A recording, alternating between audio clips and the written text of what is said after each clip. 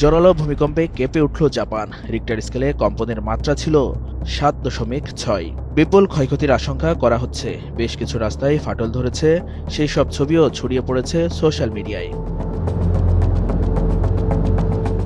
শনিবার 8 ডিসেম্বর সন্ধ্যায় উত্তর পূর্ব জাপানের বিস্তীর্ণ অঞ্চলে ভূমিকম্প হয় বলে জানিয়েছে মার্কিন ভূতাত্ত্বিক জরিপ সংস্থা USGS।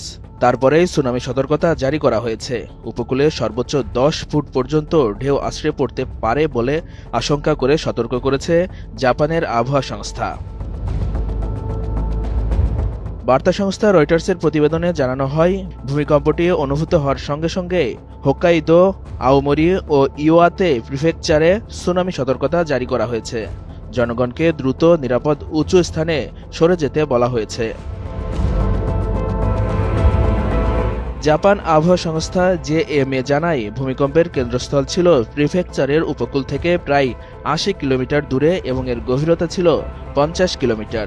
প্রাথমিকভাবে ভূমিকম্পের মাত্রা 7.2 জানানো হলেও পরে তা সংশোধন করে 7.6 নির্ধারণ করা হয়।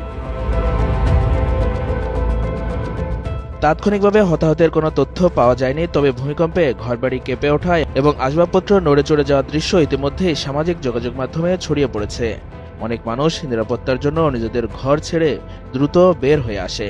চলতি বছরের জুনে 5.5 মাত্রার ভূমিকম্পে কেঁপে উঠেছিল জাপানের দক্ষিণ পশ্চিমের একটি দ্বীপ। উল্লেখ্য, জাপান বিশ্বের সবচেয়ে বেশি ভূমিকম্প প্রবণ দেশগুলোর একটি। এখানে প্রতি 5 মিনিট অন্তর অন্তর একবার কম্পন অনুভূত হয়। প্রশান্ত মহাসাগরীয় অববাহিকাকে আংশিকভাবে ঘিরে থাকা আগ্নেয়গিরি ও সামুদ্রিক রিং অফ ফায়ার অঞ্চলে অবস্থিত জাপানে বিশ্বের 6 বা তার বেশি মাত্রার ভূমিকম্পের প্রায় 20% ঘটে।